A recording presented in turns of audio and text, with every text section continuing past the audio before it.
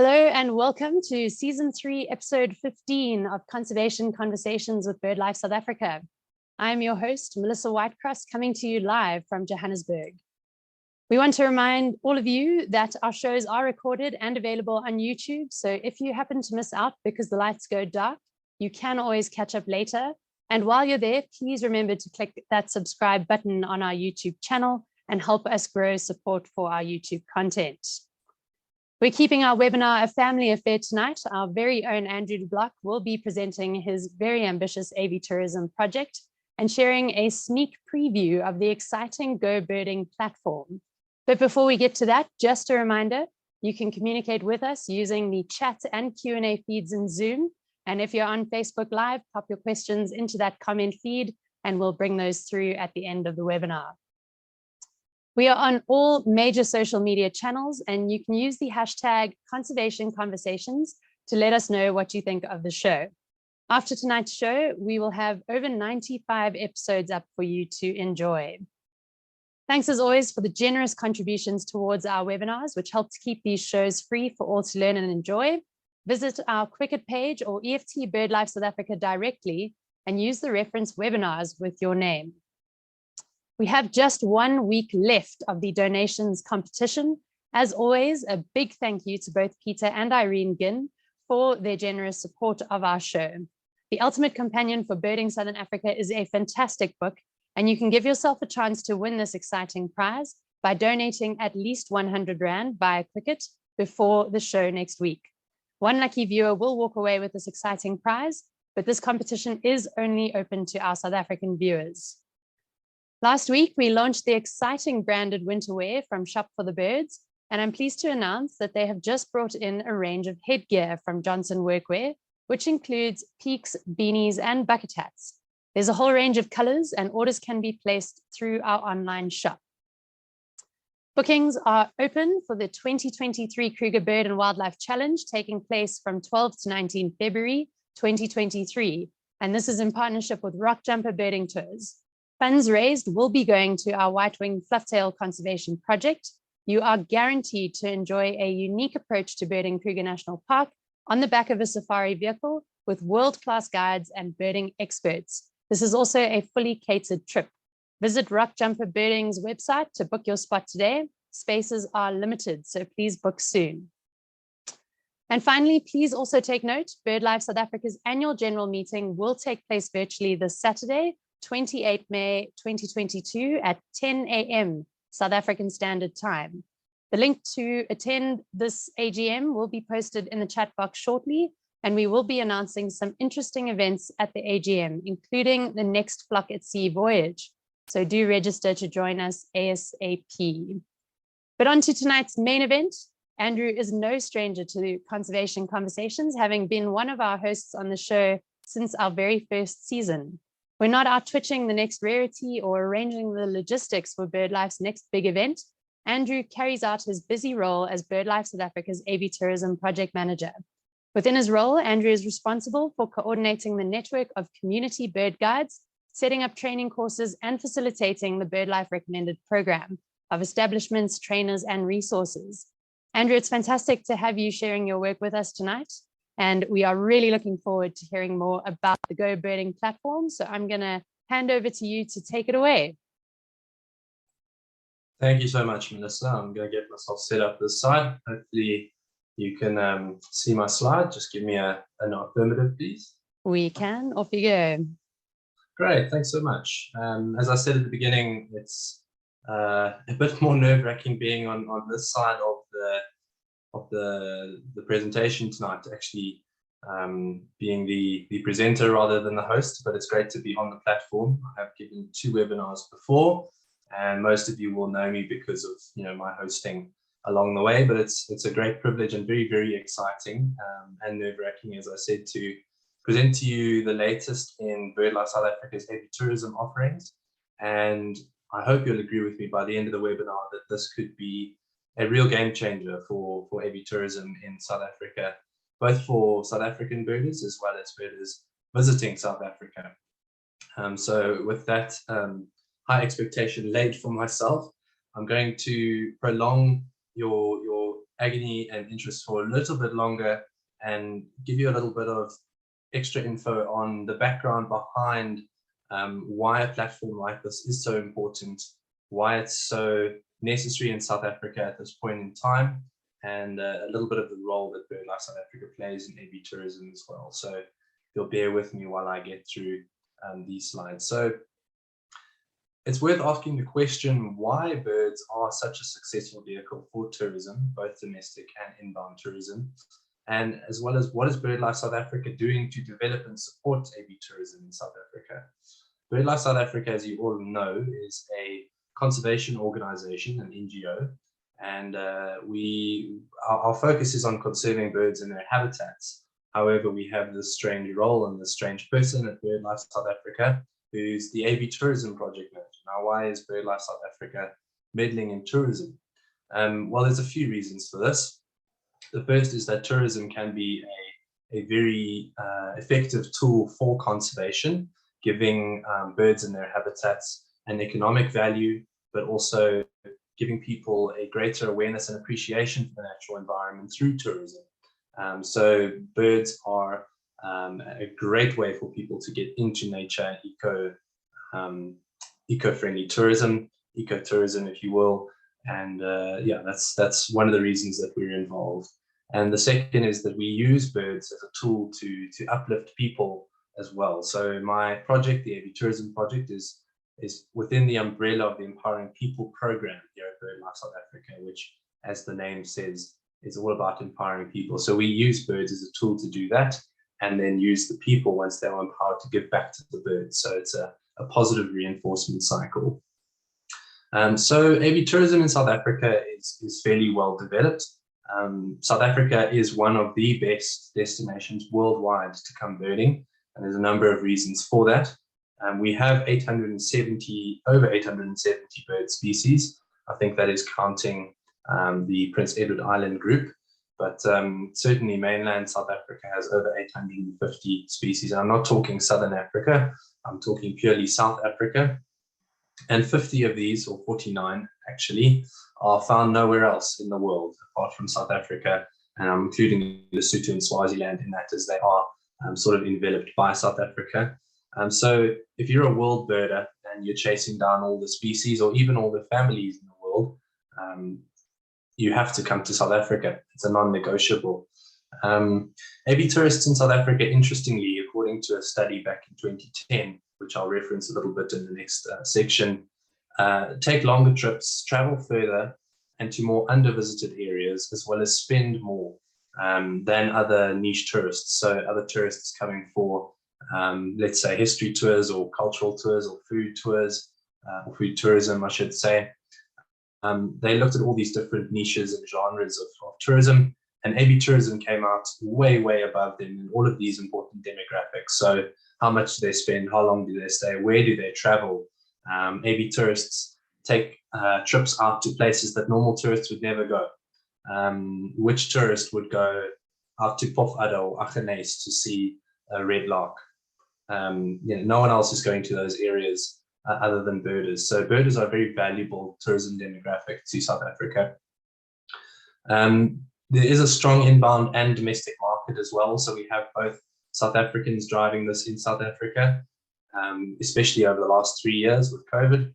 And of course, there's an inbound market as well. And there's a number of very well-established tour operators that bring in people from all over the world, but especially the US, the UK, Europe, and Australia. So those are foreign markets with a lot of spare money to spend. And it's great that they're coming to South Africa to inject that into our economy.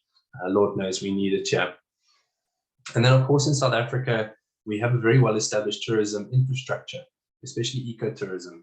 We have a rather intact megafauna. By that, I mean that we have most of our wild animals and wild species preserved, and they are viewable for the public. So those are an extra attractant. I think most birders are not going to turn a blind eye to a lion or a leopard if they happen to come across one in Kruger Park while they're looking for an African finfoot or thick-billed cuckoo or something like that. We all appreciate nature, I think, at a greater level than just birds, even if birds are our primary love. So birding and avitourism is well supported by other established infrastructure set up for example, the safari industry in the Lowveld, to carry on with that Kruger example. Now, this is the study that I was referencing. It was done by my predecessor here at BirdLife South Africa, Martin Taylor, as a consultancy basis to the Department of Trade and Industry, who were looking at all these different tourism niches. And they found that the total size of South Africa's current avitourism market, and I say current in inverted commas there because this is 2010 data, and that was between 21,000 and 40,000 avitourists annually, and domestic market making up about half of that. And then the contribution to GDP, again, remember this is a decade ago, or over a decade ago, ranged between 1.2 and 2.25 billion rand. So that's a really significant chunk of money that's coming into the economy. And of course, these things are rather hard to measure. How do you account for someone who's going to Penguins at Boulders, having a meal in a restaurant, booking accommodation, all the rest? So I think it's quite likely, especially now, 12 years on, perhaps, you know, once tourism has recovered to pre-pandemic levels, and also with inflation, that number will have grown substantially. And I think the avitourism market as a whole has grown as well, weirdly because of the pandemic. I think when people were locked away in their four walls and their only way to connect with nature was through the birds in their garden, I think we gained a whole lot more bird watchers during COVID. So I'm hoping that those, once things have stabilized, come out to South Africa to see our spectacular birds. And then avitourism as well generally has positive environmental and conservation impacts. I was talking about how we use tourism to give back to the environment and to birds in their habitats. And I think birding and birders in particular are very conscious of their footprint on the environment. We are respectful of the environment in a general sense. And I think it's a very positive tourism sector as opposed to some that are more consumptive. So again, avitourism is coming out tops. And what are the opportunities in avitourism at the moment? Well, I think the market is largely untapped, especially domestically, and it lacks organization. And I think this is a role that BirdLife South Africa can play.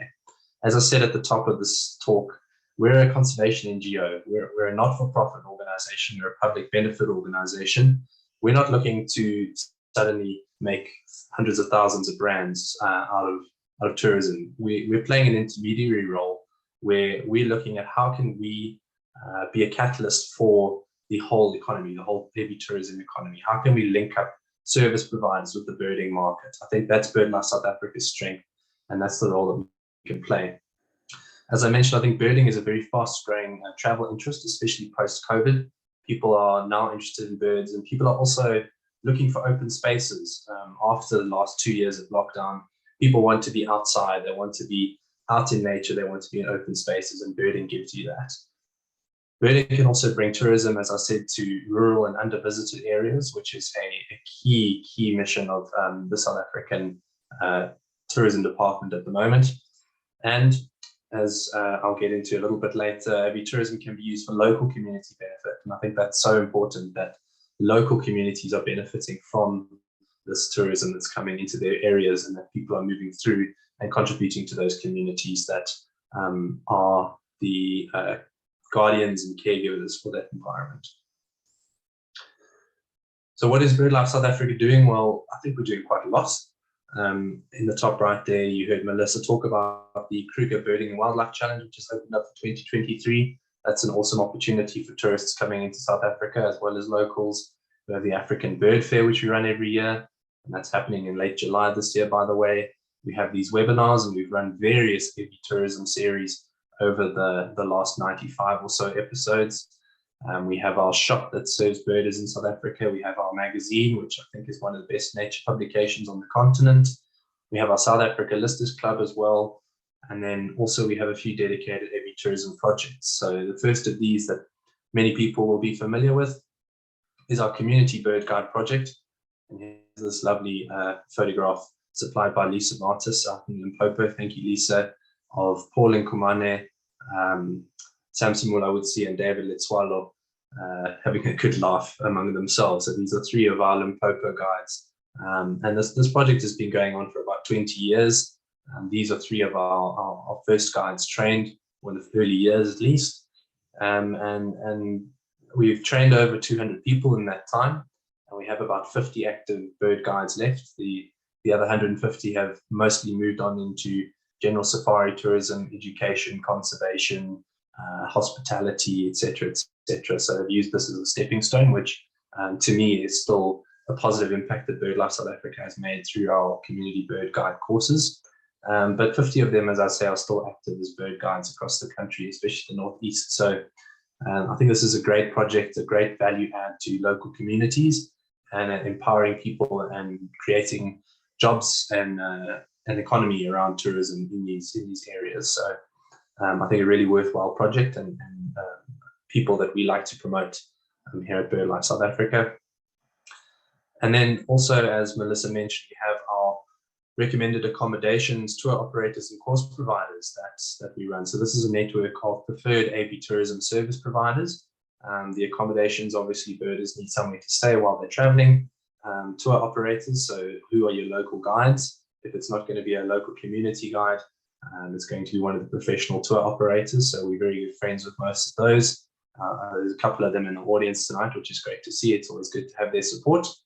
And then our course providers is a new category that we've added in the last 18 months or so.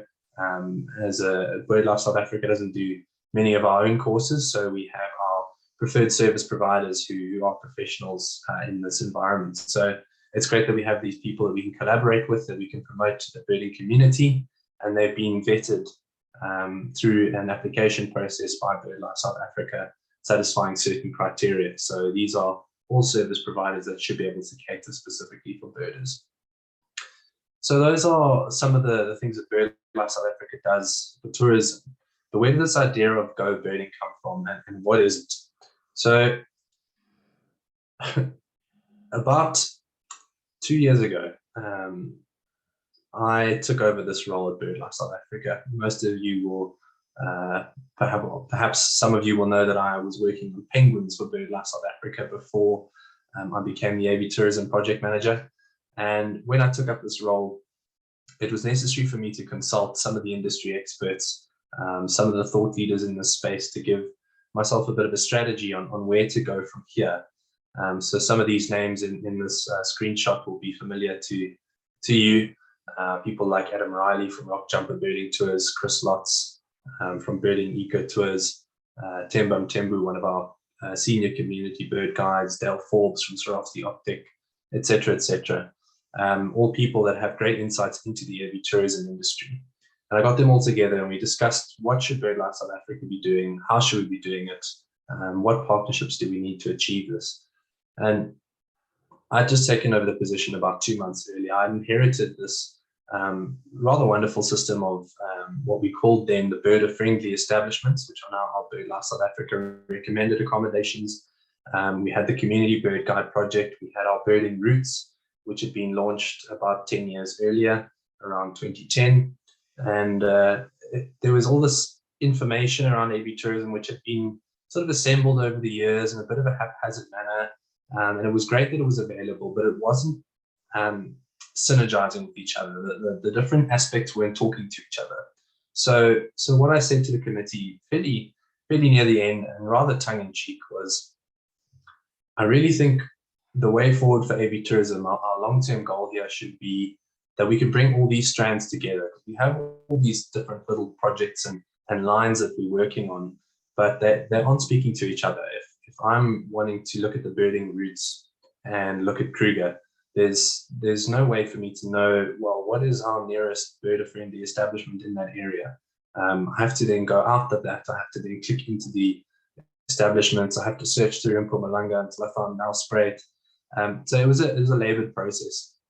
And I said, I think we need to come into the 21st century here and integrate this in some way, get it on a digital platform, whether it's a website or something like that down the line. I know this is going to be quite an expensive and labor-intensive exercise, and but I think this is where we should be going long-term. And David Chamberlain, who you can see sort of towards the bottom right there in his study, he unmuted himself, and he's one of our board members and one of our most generous supporters, a big birder himself, and he hadn't said much during the meeting. He'd been listening and quietly taking note. And he unmuted himself and he just says, "Andrew, I think you're right, and I think we can help with that."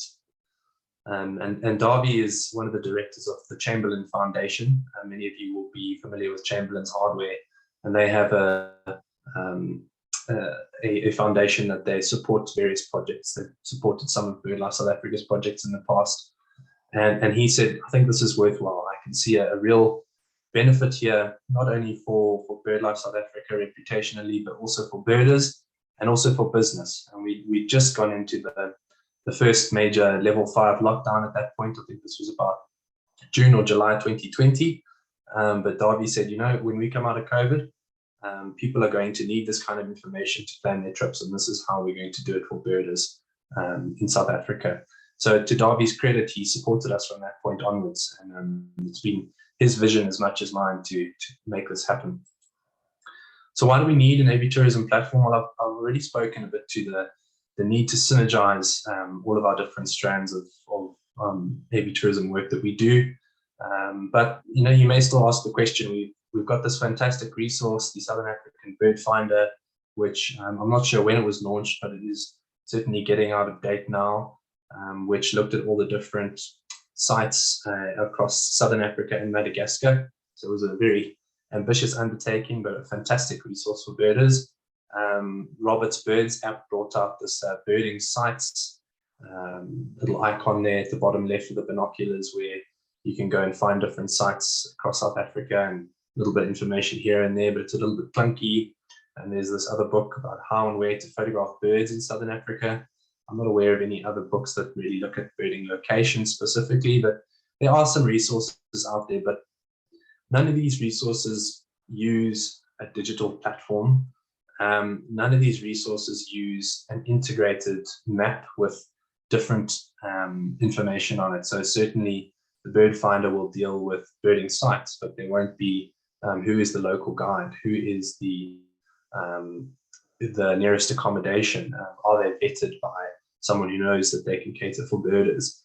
All of that information wasn't available in one resource.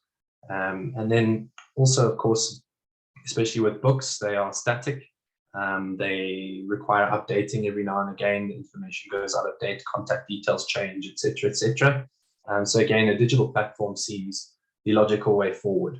And of course, they are usually expensive to access these different resources, and they can be difficult to use, whereas our platform is free for everyone to use. And I think that comes from BirdLife South Africa's unique strategic position. So how did this happen, and how was it put together? Once we had the seed funding from the Chamberlain Foundation, one of Darby's ideas, and I think again a credit to his character, he said, we need to revise all the birding routes, and how do we get some benefit towards the guides who are struggling right now? Again, this was June 2020 or July 2020. Tourism had been completely shut down. We had various operators and guides and local guides. Of course, many people will remember our appeal for the Community Bird Guide Relief Fund, which was so successful, but the professional guides didn't have the same support network, unfortunately. So what we did is we contracted in various professional guides to revise our birding route content. This took the form of a gap analysis of our current birding route information. Some of them had great bones to work with. For example, KZN had a very good account on our website already because of the work of the Zululand birding route and others, local bird clubs, etc., which there was lots of information to work with. Others, Shane, our coordinator for the Northern Cape, had a lot of work to do from scratch, for instance. And they said, what sites are on there already? What sites need updating? What sites do we need to take away because they're now security risks, etc., etc. So that analysis took place, was submitted to me, we discussed it, and then they went away to actually go and then source the text and images. And what we did was to make sure everything came to a certain standard and a certain framework, we used templates across the different sites and used guidelines for how to punctuate birds' names. We used all the names as according to the South African checklist, which is put together by BirdLife South Africa on an annual basis, for instance. We had the different sections that needed to be filled in per site. And then each of these contractors went away, and a lot of them did major parts of the text themselves. Otherwise, they went out to friends and colleagues who helped them to fill in these different sites. So this is very much a site by birders for birders. Then in the background, our website was built with the assistance of a guy called Jacques Skippers from Science Design, who's become a good friend, a wonderful guy to work with. He built that in the background, and then we loaded up all these sites. So as the coordinators submitted all their sites, we started loading them up on the back end of the website, and you'll see exactly why that was such a long job in the going. As I say, we're about 2 years down the line now. And it's been just myself and 2 interns basically along the way who put this together. So who were those people? I think it's very important that we thank them and we acknowledge them because they did a lot of work. These are the guys that were contracted to run the different provinces. Martin Bernardi from Wilderness Safaris did the Free State and the Northwest. Vince Ward from BirdLife Africa did the Western Cape for us. Daniel Dankwitz from Rock Jumper, he did the Eastern Cape, KZN, and ended up doing Limpopo as well after there were some issues there. So Dan did 3 provinces for us. Mark Crinier did Mpumalanga. I think he's an absolute expert on the area. Justin Nicolau did Northern Cape. As I said, poor Justin had a lot of work to do from scratch. So thanks to him for that. And then in Gauteng, we had John Kinghorn and Tony Geddes from Expedition Birding who put that province together for us. Of course, John and Tony are well known in the wider Gauteng birding circles. So thanks to these, 7 people who put a lot of effort and professional expertise into this platform. Then I just have 2 other people that I want to thank before we actually get into the platform. I know you're all wanting to actually see what I'm talking about. The first is Natasha Shilobane. Natasha is my current intern here at BirdLife South Africa. Her predecessor, Cairo and Josiah, also put a lot of work into this, but Natasha has been working absolutely flat out since the beginning of the year, basically. I feel like I've been a bit of a slave driver, but she's loaded up really the majority of the sites onto the website.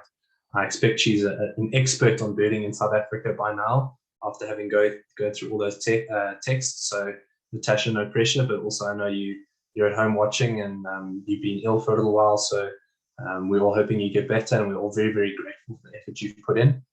And then Jacques Skippers, who I think is also watching as well. Jacques been an absolute rock for the project. He's done all the web development on the back end. He's been incredibly helpful, holding my hand through the process, helping me to edit on the back end as well. So Jacques, you've also been a star, and I think you need a lot of credit for this. So I'm going to, with no further ado, delays, I'm going to stop sharing my screen here, and I'm going to open up the platform. So let's pull up that window.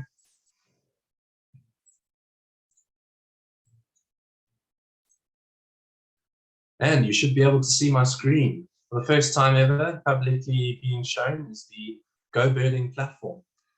So this is our home page. Excuse me while I look off to the left. Actually, I'm going to stop my video so it doesn't distract you. If you look over here to the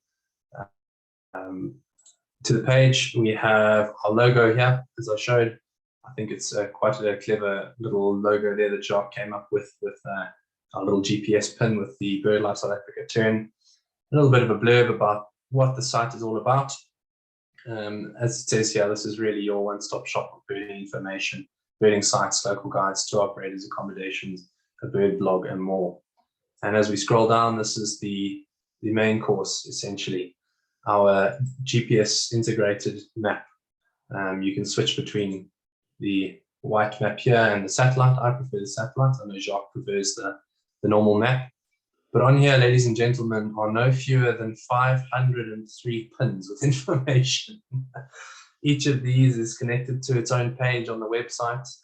It's been a monumental effort getting all of this information together, and I think it's going to be an incredible resource for birders going forward. I don't think there's anything of its kind in South Africa, possibly even Africa, in terms of accessibility to information. So something I think that's going to play a real important role in Avitourism going forward.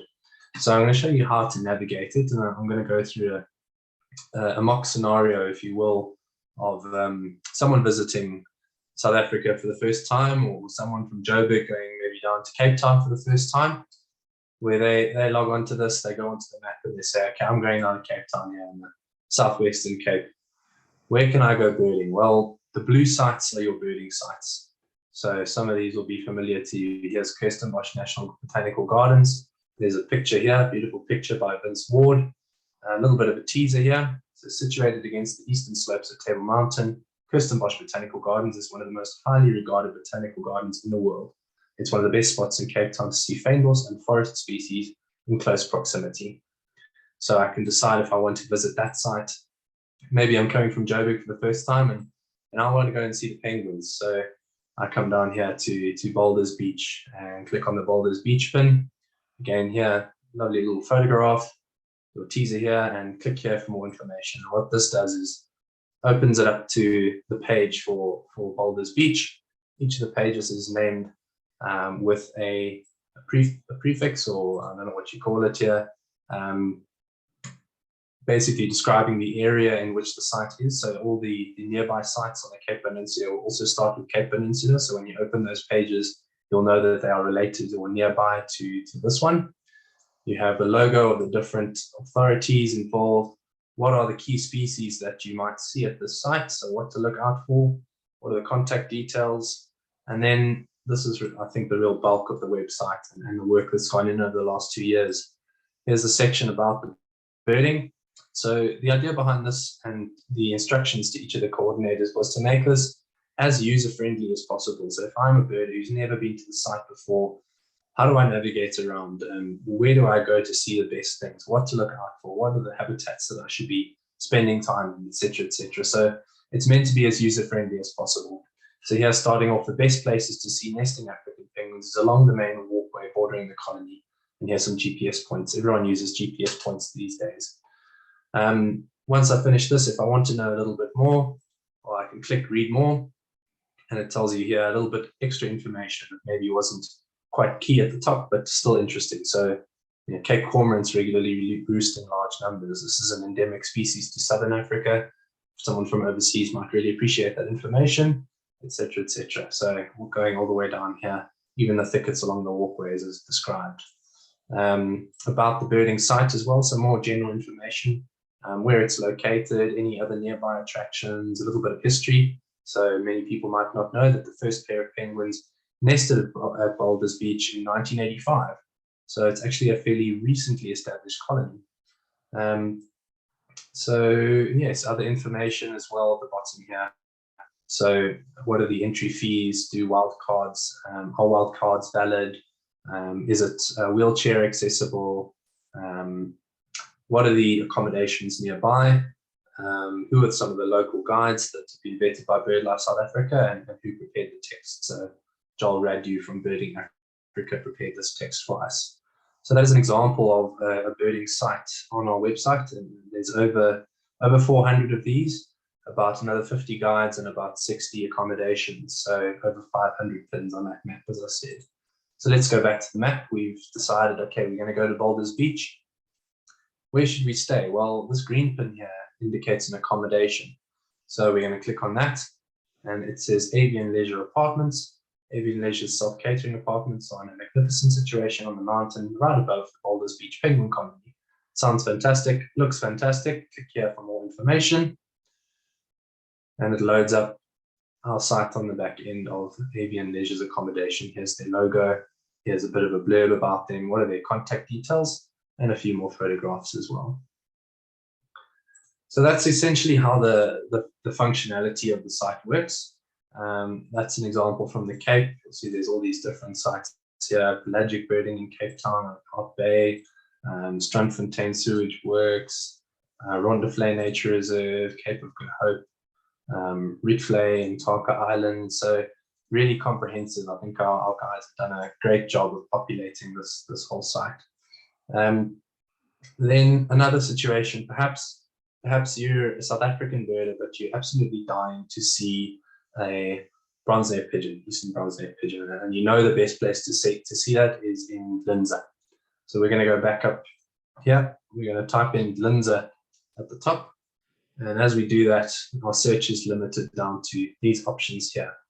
So what are we seeing here? We're seeing blue, green, and also orange pins. So orange pins are our community bird guides, and they are spread out across the northeast of the country, as I mentioned, and each of them service their local areas. So for instance, we zoom right in here to Glinza. Here's the Shawe Glinza forest. We click here for more information. Here is our page. There's the key species, eastern bronze-eared pigeon right at the top, of course. Spotted ground thrush a close second. Who manages it? What are the contact details? Then again, about the birding, how to go about birding at the site. About the birding site itself. So this describes how Eshowe and Linza fits into the broader southern Zululand birding route, and then other information. So how to get there. Some of the GPS points, accessing facilities, links to some of the local accommodations, the local guides, and here Daniel Dankwitz from Rock Jumpers filled this in for us. If we go back to the main map, well, there's two community bird guides right here. So who is this? This is Nomusa Ntuli, and she's right there by the Glinza Center. Mabui Zungu as well. So if you want to say, okay, let's get some more information about Mabui. Well, her operating areas here are Mtunzini to Eshowe, so that includes Glinza. That's great. She can show me a bronze-necked pigeon. And it gives you a bit more information about her. So how do you get in touch with her? A little bit of a bio, and then about half of our guides have this meet the guide video that you can watch as well. So you can get an idea of the guide's personality and their interests and their areas that they work in and their stories before you've even given them a call or a WhatsApp. So again, really user-friendly information, I think. And we can zoom out and say, okay, well, there's a couple of other guides around here. Here's an accommodation that I can stay at, the Birds of Paradise Lodge.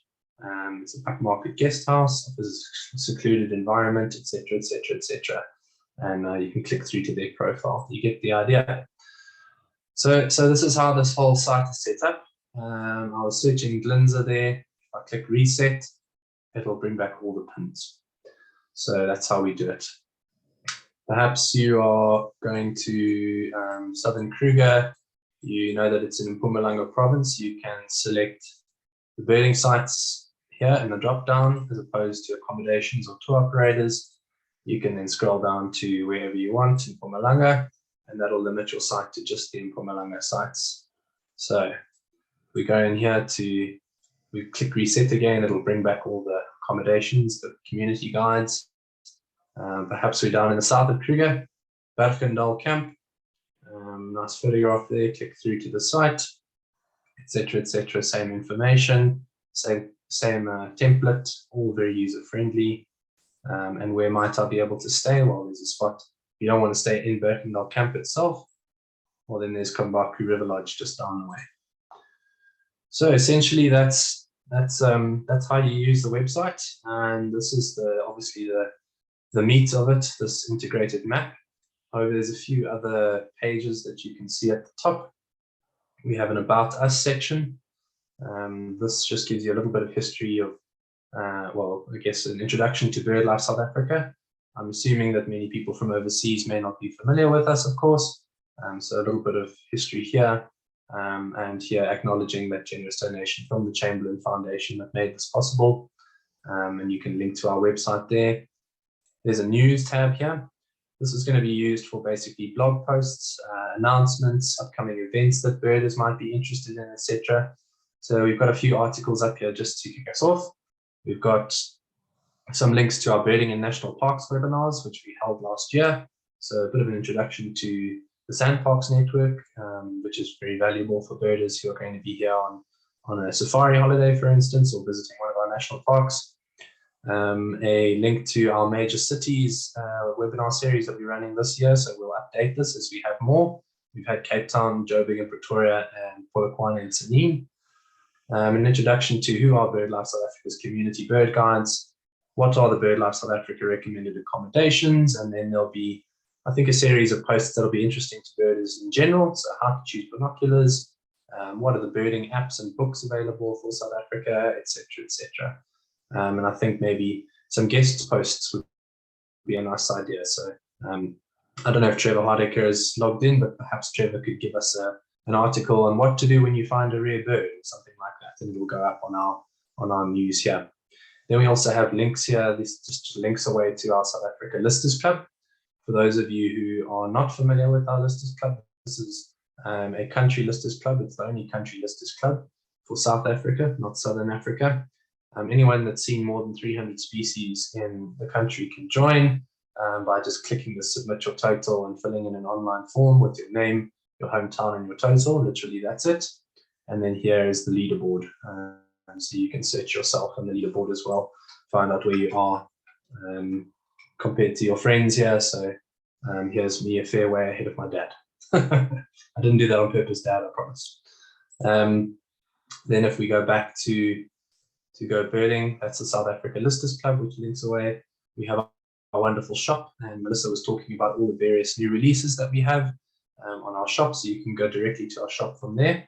Perhaps I'll just do that quickly since I've got the captive audience. Here's our wonderful shop where you can look at all of our items. Here's the new caps and hats that we've just brought onto the store. So Claire's got them up just in time. So that's our wonderful store where you can buy everything that a birder could possibly want. And then there's a donate tab as well. So as I said, we had seed funding from the Chamberlain Foundation to make this possible. They covered all the web development, all the contracts with the various bird guides to get this going. And we need to have a way to keep this sustainable. I want to keep this a free resource for birders to use.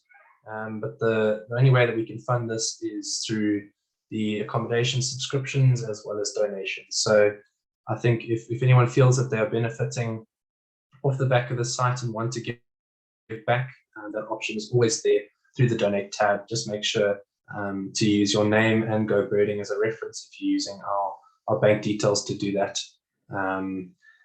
Even if it's a coffee per site, if you're going to buy me and Natasha a coffee per site, then you use 5 sites, that's 150 Rand, make that little donation. It just helps us to keep the running costs going. Of course, there's updates that are needed, there's work that still needs to go into this, etc., etc. So that's that, and then there's a contact us page as well.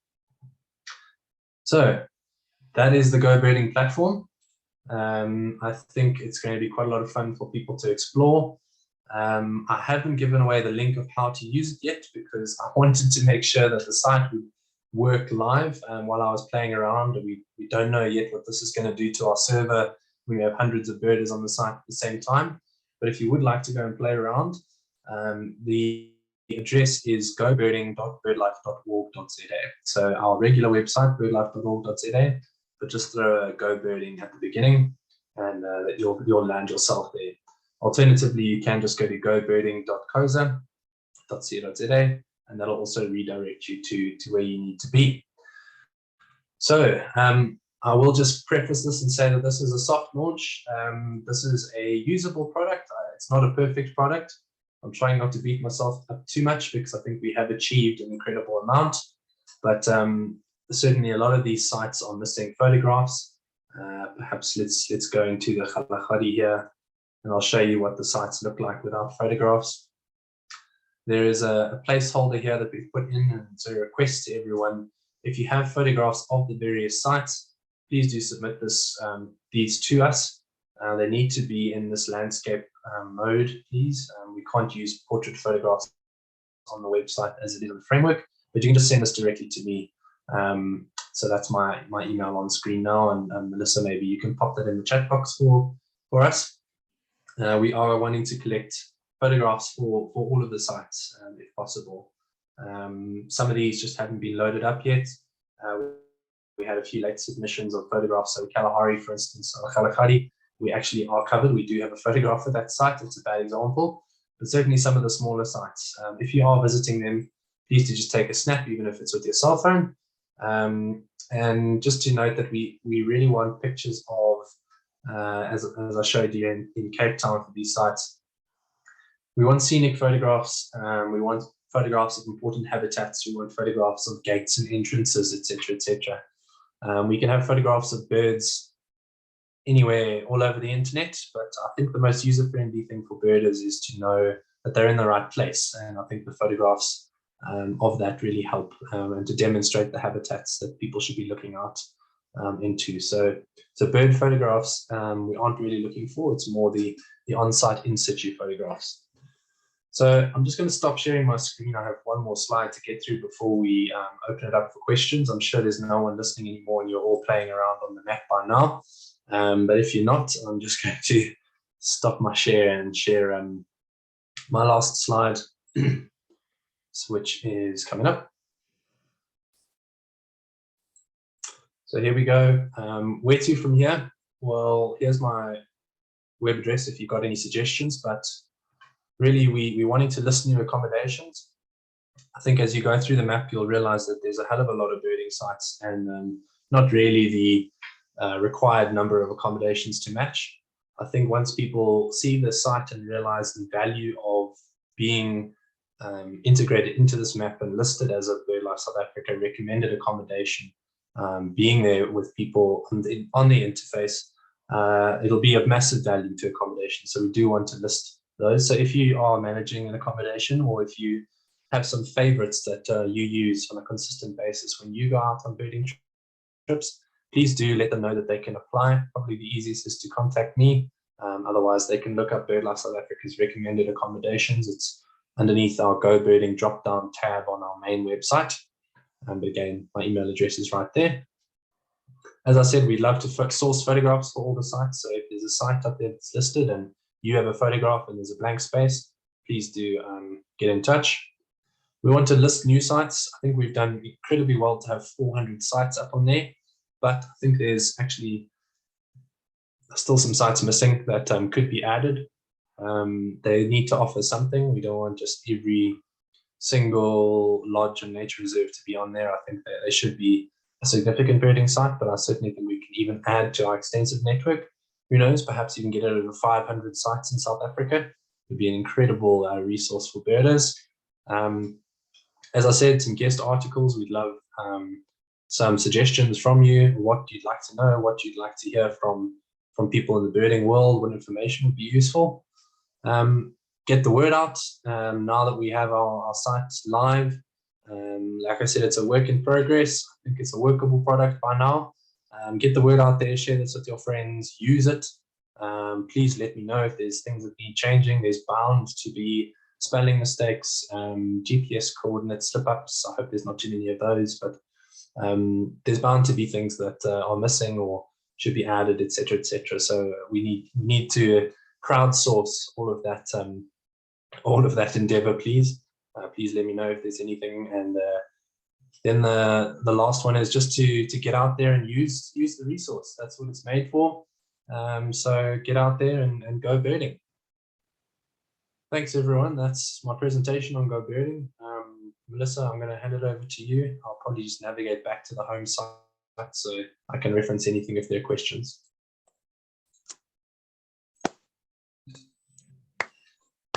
Andrew, that is phenomenal. Well done. I know the countless hours that have gone into you putting this together, you and Natasha and the rest of the team. I know Andrew was up well past midnight last night, making sure that we had all of this ready to go for all of you. So congratulations. This is a landmark day for Avitourism in South Africa, and certainly a phenomenal platform on which to build even bigger and better birding. So congratulations, Andrew. And I think a glance into our chat room will further those sentiments. Everyone seems very, very excited about this platform. Thanks, Melissa. I think the only reason I'm wearing glasses today is because my eyes are just that tired from looking at this website for the last 36 hours, getting all the little things fixed that I could in time. But yeah, thank you. I really hope people do go out and use this. Absolutely. I'm sure Andy and Bryn are watching our website hits skyrocket as everybody gets out there and plays. We've obviously got lots of questions and lots of interactions coming through, and I'm going to dive into those in a moment. But just before we lose all of you to this fun site, a reminder, we'll have Dr. Sonia Kruger here next week for another installment of our Raptor series. Those of you who don't know Sonia, she is Dr. Bearded Vulture, and she'll be sharing all of the incredible insights into the Lammergeiers of South Africa and the Drakensberg Mountains. So be sure to tune in next week, Tuesday. Now, speaking of species-specific things, Andrew, I see we've had several questions asking around the search functionality. You showed us how we could search area-wise and that sort of thing. Have we built in the functionality to find particular bird species using the website? So the answer is yes, but so it's not a perfect functionality. Even this map, we're still working on how to group things better. At the moment, the map is linked to Google Maps, and if something is linked to, for example, Cape Town, if I can give this example, if I type in Cape Town, it's going to bring up all the sites that mention Cape Town in their little pin boxes here. So here it says fairly close to Cape Town. So it's not really a Cape Town site. Really, we want to be able to search Cape Town and have a bit of an area around that, but we're working with the map functionality we have right now. It's not a perfect system. If I drill down even further to actually linking the Google Map location of Cape Town, South Africa, well, then these sites are tied to that by their location. So it's not a perfect system. It works for some sites, it doesn't work for others, but play around and see what works for you. We like to get that a bit better if we can, but we're sort of limited by the plugin we have. What I didn't show people was this search function here.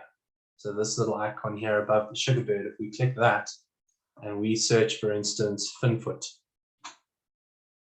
that's going to bring up, it's not on the map, unfortunately, but it will bring up all the different sites that mention finfoot. So if they have them listed in their key species, if they mention them in the general text, or even if they're in the title, I think there might be some finfoot reserves or things like that. Actually, I don't see them picking up, so it's actually just the birding sites. All of these sites will offer you a chance at finfoot. So you'll have to then go in and actually search, you have to go into the Kruger National Park's Kakuza page, go down here, search, Control F, finfoot, and there we go. So if you're lucky, the rare African finfoot or the unpredictable greater painted snipe. So the Sabi River is a nearby water associated habitats are where you need to be looking for African finfoot around Skakuza. So that's how I would navigate the site for specific bird species at the moment. But we're looking into ways to improve.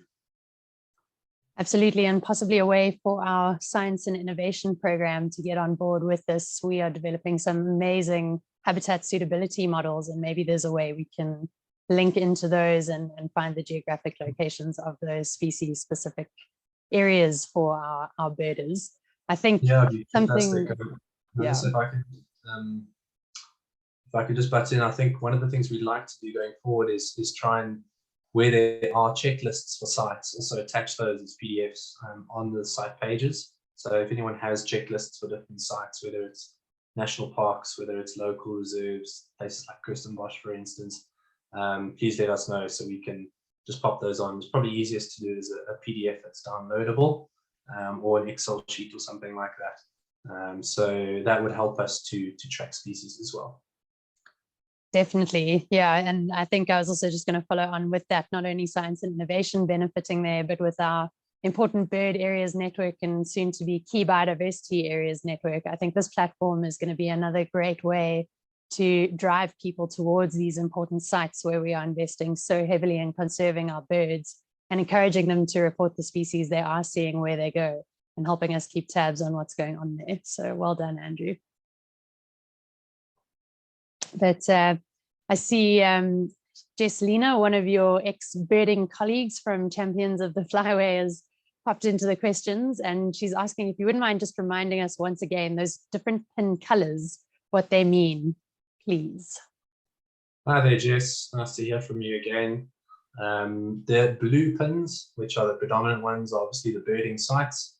Our green pins are the accommodations. So those are the accommodations that are called the BirdLife South Africa recommended accommodations. They've been through our application process and they've satisfied our criteria to get that label. And then the rust orange pins are our community bird guides. So if I just select guides, that's our network of guides in South Africa, for instance. So here are our accommodations. So we can definitely improve that network a bit. There's about 50 of them on there already. These are our guides, and then our birding sites, the blue pins. Thanks, Andrew. As Marilyn popped into the chat earlier, this really is going to become the South African Birders Bible. And we had a question from Eleanor Mary asking what the criteria around listing these different accommodations is, and also coming off of Facebook, how one goes about getting their accommodation registered on the site. If you wouldn't mind just talking to that a little bit more for anyone who may run a bed and breakfast or birder-friendly establishment. Yeah, absolutely. I probably should have gone into more detail. I'm glad she asked. So BirdLife South Africa's recommended accommodations, as I say, go through an application process. That includes a self-assessment. They have to satisfy certain criteria. Those are all geared towards whether or not they can cater for birders. So it's things like, do you have birding resources for your visitors? Do you have bird books? Do you have magazines? Do you have loan binoculars? I mean, they're not prerequisites to have things like loan binoculars, but it counts in your favor, for instance. Are you knowledgeable about the local area? Do your front of house staff have the contacts of any local guides? Do they know about where the nearest birding sites are? Do you offer early breakfasts? Birders like to get out there really, really early. Do you have early checkouts, etc., etc.? So various things. I mean, there's even things down to how eco-friendly are your power and water consumption. So a whole list of things, and that there's an online application form. I'm going to go to the website now just to show people. Let's see if I can just search it here. Accommodations. There we go. So this is BirdLife South Africa's existing accommodations page. We're going to be migrating this over time to the GoBirding platform. But here you have all the different provinces in that.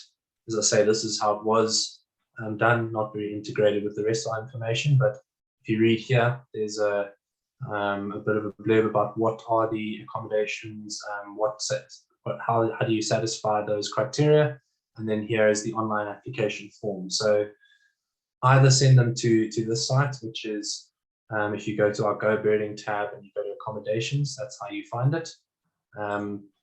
Otherwise, pop me an email and I'll send them a link to the form, and I can do it that way as well. So please, if people do have their favorite accommodations that are just absolute favorites with birders and we don't have them in our network, we need them in our network. Please encourage them to apply. Absolutely, and not just accommodations, but we know there are many people out there beyond our community guides also organizing bird tours and that sort of thing. And I see Cecile Watt has just asked, how does one go about potentially looking for a BirdLife recommended endorsement for their birding tours? Could you elaborate a bit more about that, please, Andrew?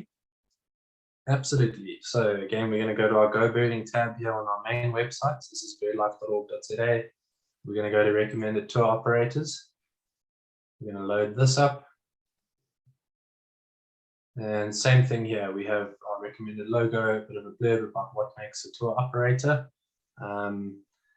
There's various criteria. They're slightly different to the accommodations. It's things like they have to sign up to BirdLife South Africa's Code of Ethics when they're guiding. They have to commit to using our recommended accommodations wherever that's possible, as well as our community bird guides when they're in their areas. We don't want people sort of piloting in and out if we can help it. And again, there's an online application form here, and an information brochure as well that people can link to. So that's it. People obviously have to be ethical and they have to be legal. So you have to be licensed as a tour guide in South Africa, not necessarily as a birding specialist guide, but certainly as a nature or cultural guide in order to have all your legal ducks in a row. We can't endorse people that are operating illegally, obviously. So as long as everything is in line and you do give birding specialist tours with an ethical standpoint, then I'm sure you will qualify. Absolutely. And anybody who'd like to see those Birder Code of Ethics, they are available under our Media and Resources tab on the BirdLife South Africa website. I think a very poignant question from the illustrious David Allen, who it is wonderful to have with us this evening. David's asking, the biggest challenge after producing a product like this is obviously keeping it up to date.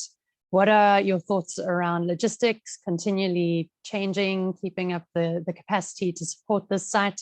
What's the plan for GoBirding going forward, Andrew? David, it's an excellent question. It's one that we've debated at length. I think the main objective at the beginning or the onset of the project was to get this product out there, and we've managed that now. I think the next step is to get people using it. down the line, perhaps if we can prove the traffic, we can get in a paid sponsor for this. Perhaps it can be GoBirding brought to you by X company who want to be associated with this kind of product and see value in it. That's one route we can go. If we manage to get or double our accommodations network, that'll bring in a significant amount of funding that can go towards keeping some people busy with updating the site. And as I said during the presentation, this is a site by birders for birders. So I think crowdsourcing that editing, if people do go to sites and there's new species there, or there's details that are incorrect, or things that need to be added, please do it for everyone and let us know so we can change that so the next person benefits off the back of that. So that's sort of our sustainability plan. Yeah, that's what we're going to do. But great question, David. Thanks. Thanks indeed. I'm going to do two more, Andrew. I see we've got one around security information. We do know that we do live in South Africa, and that is something we as birders do need to be cognizant of, carrying around expensive optics gears and that sort of thing. Is there a security information section on some of these sites, and how have you gone about trying to address that for potentially young female birders who want to go out and bird alone? What have we done to try and ensure people are safe? Yeah, great question. So when we did the gap analysis with all of the provincial coordinators, one of the main criteria was, are the sites that are listed on the BirdLife South Africa birding routes still safe? And there were quite a number of sites that we actually struck off there. Because unfortunately in South Africa, and over the last 12 years since those birding routes were published, there are certain sites that have become a bit unsafe. At sites where there have been security issues in the past, I'm thinking a place like Strandfontein, which 99 times out of 100 is perfectly safe. There have been one or two incidents, and I think that'll be mentioned in the write-up, just to keep your common sense, to keep close to your vehicle, etc., like that. I mean, in all contexts, common sense prevails. You can be out on a farm road in the Free State and have something happen to you, and there's just no way to guard against that. But if there are security risks at site, the accounts should mention that, and any sites that we do deem as unsafe have been removed. Again, if there are incidents at certain sites and we need to update the site, please let us know for the benefit of the whole birding community.